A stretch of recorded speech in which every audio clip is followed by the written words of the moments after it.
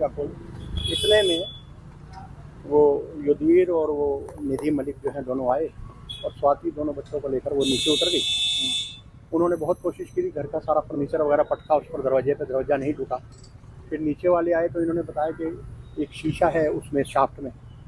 तो फिर उन्होंने सीढ़ी मंगाई। वो जो लड़का यहाँ पर गार्ड है शंकर, वो उसने वो शीशा तोड़ा और वो अंदर घुसा तो देखा कि वो स्वाति की चुन्नी से उसने फांसी लगा रखी थी और उसको उतारा गया नीचे। उतार के वो फटाफट हॉस्पिटल लेके जहाँ उन्होंने कह दिया। नमस्कार, लीड इंडिया न्यूज़ में आपका बहुत बहुत स्वागत है। मैं हूं डॉक्टर तरुणा एस गौड़। पापा, ये मेरा आखिरी कॉल है। घबराए हुए पिता ने जब अपने बेटे की ये आवाज़ सुनी, पापा ये मेरा आखिरी कॉल है। जब घबराए हुए बेटे की ये बात पिता ने सुनी तो उन्होंने सीधे दिल्ली की तरफ कूच किया। लेकिन जब तक वो दिल्ली पहुँचे तब तक देर हो चुकी थी। जज अमन शर्मा ने सुसाइड कर लिया था। इस सुसाइड ने न सिर्फ समाज को झकझोर कर रख दिया बल्कि कई सवाल भी खड़े कर दिए। सोशल मीडिया पर ये जानकारी तेजी से वायरल हुई, जिसमें एक जज ने कथित रूप से पारिवारिक तनाव के कारण आत्महत्या कर ली। पत्नी और ससुराल पक्ष पर अननेसेसरी इंटरफेरेंस के आरोप लगे। बताया गया कि जज अमन शर्मा ने इसी बात से परेशान होकर आत्महत्या की।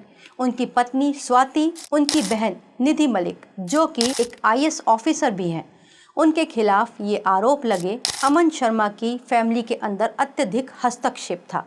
मानसिक दबाव बढ़ता गया, विवाद लगातार बढ़ते रहे और उसके बाद अंततः जज अमन शर्मा ने फांसी लगाकर अपनी जान दे दी। लेकिन ये सब आरोप अभी जांच के दायरे में है। हालांकि पुलिस ने स्वाति और उनकी बहन के खिलाफ एफआईआर दर्ज कर ली है।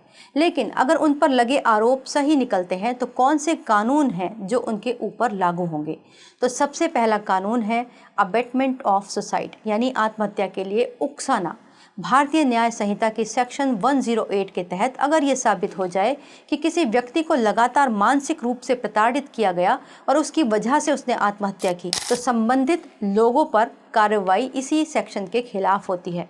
कोर्ट ये देखता है कि क्या लगातार मानसिक क्रूरता की गई थी, क्या सीधे से या फिर अप्रत्यक्ष रूप से आत्महत्या के लिए व्यक्ति को उकसाया गया, क्या मृतक के पास कोई दूसरा विकल्प बचा ही नहीं था। इन सब को देखने के बाद कोर्ट ये तय करती है कि इनके ऊपर अबेटमेंट ऑफ सुसाइड का मामला चलाया जाए। दूसरा जो मामला चलेगा वो होता है क्रूरता, मेंटल क्रूएलिटी। हिंदू विवाह अधिनियम 1955 के तहत पति या पत्नी दोनों में से कोई भी अगर लगातार मानसिक दबाव, धमकी या फिर अपमान का सामना करता है तो ये क्रूरता माना जाता है। ये डिवोर्स का भी ग्राउंड है और इसके अलावा अगर इसी के तहत कोई व्यक्ति अपनी जान दे दे तो ये एक बड़ा अपराध बनता है। तीसरा सेक्शन होगा आपराधिक धमकी का, क्रिमिनल इंटिमिडेशन का। भारतीय न्याय संहिता की धारा 351 के तहत अगर सच में किसी को पुलिस बुलाकर जेल भिजवाने की धमकी दी गई है तो भी ये एक अपराध बनता है। क्योंकि जिस वक्त अमन शर्मा ने अपने पिता को फ़ोन किया तो उनके पिता अलवर से सीधे दिल्ली पहुंचे और वहां पर उन्होंने देखा कि उनके बेटे और बहू में झगड़ा हो रहा है। ये बात उनके एक रिश्तेदार ने मीडिया को साझा की थी। उनके पिता सुन रहे थे कि उनका बेटा रो रहा है, ऐसा कहा गया। इसके अलावा थोड़ी देर बाद उनके बेटे की आवाज़ आनी बंद हो गई, जिसके बाद उन्होंने घबराकर वहां पर जाकर देखा, बेटे और बहू के रूम में जाकर देखा। इस पर कहा गया, कथित तौर पर यह बात सामने आई कि जज अमन शर्मा की पत्नी स्वाति ने कहा कि आप यहाँ से चले जाइए, अदरवाइज मैं पुलिस बुला लूँगी। तो इस मामले में अगर ऐसा किया गया तो यहाँ पर धमकी देने का मामला भी चल सकता है। तो ये तो कानून की बात हुई, क्या हुआ और कैसे सेक्शंस लगेंगे। लेकिन जज अमन शर्मा क्या कर सकते थे? क्या उनके पास वाकई में ये आखिरी रास्ता था? क्या वो कुछ और भी कर सकते थे?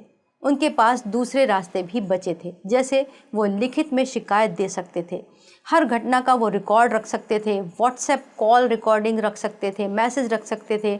ये सब सबूत बन सकते थे कि उनके साथ क्या चल रहा है। दूसरा, वो पुलिस को कांटेक्ट कर सकते थे या फिर सीधे सीधे वो खुद जज थे तो वो मजिस्ट्रेट के पास भी शिकायत कर सकते थे, एफआईआर भी दे सकते थे, मानसिक प्रताड़ना का मामला भी दर्ज कर सकते थे।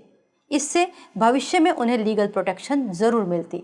तीसरा, वो न्यायिक सेवा के अंदर शिकायत कर सकते थे, एक जज होने के नाते हाई कोर्ट या फिर प्रशासनिक विभाग में शिकायत कर सकते थे, ट्रांसफ़र या इंटरनल जांच की मांग कर सकते थे। इसके अलावा वो वैवाहिक विवाद का कानूनी समाधान भी करवा सकते थे, जैसे वो तलाक ले सकते थे, मेंटल क्रूएलिटी के आधार पर जुडिशियल सेपरेशन मांग सकते थे, प्रोटेक्शन ऑर्डर ले सकते थे, बहुत सारे काम वो कर सकते थे। मानसिक स्वास्थ्य से भी वो सहायता मांग सकते थे। ये देखा गया है कि ये सबसे ज़रूरी कदम होता है। वो काउंसलिंग ले सकते थे, प्रोफेशनल हेल्प ले सकते थे। कानून भी अब मानसिक स्वास्थ्य यानी मेंटल हेल्थ को बहुत प्रायोरिटी पर लेता है, गंभीरता से लेता है। तो ये बहुत सारे ऑप्शन थे उनके सामने जिनको वो ऑप्ट कर सकते थे, क्योंकि जब ये जज की पोजीशन पे होने के बाद जिनसे लोग उम्मीद करते हैं कि वो न्याय देंगे, अन्याय के खिलाफ खड़े होंगे, वहाँ पर जब वो हारते हैं तो ये एक बहुत बड़ा झटका होता है समाज के लिए। समाज के लिए एक बड़ा संदेश जाता है, एक बड़ा सवाल उठता है कि ऐसी स्थिति में एक कॉमन मैन क्या करेगा। यहाँ पर एक और सवाल उठता है कि क्या घटनाओं के पहले भी कोई एक्शन लिया जा सकता है या फिर घटना होने के बाद ज़्यादा हम एक्टिव हो जाते हैं। ये बहुत सारे सवाल हैं जो हमें झकझोरते हैं। लेकिन अगर आप भी इसी तरीके की किसी भी अवसाद की स्थिति से गुजर रहे हैं, पारिवारिक तनाव से गुजर रहे हैं या किसी भी तनाव से, आपके मन में अगर जीवन समाप्त करने के ख्याल आते हैं, तो ये समझिए कि जीवन बहुत कीमती है और बहुत सारी हेल्पलाइन नंबर हैं, गवर्नमेंट के हेल्पलाइन नंबर हैं, हम ये डिस्प्ले कर रहे हैं। आप इनसे सीधे संपर्क कर सकते हैं और सहायता मांग सकते हैं। वीडियो को लाइक करें, हमारे चैनल को सब्सक्राइब करें। हमारे वीडियो सबसे पहले देखने के लिए बेल आइकन प्रेस करना ना भूलें।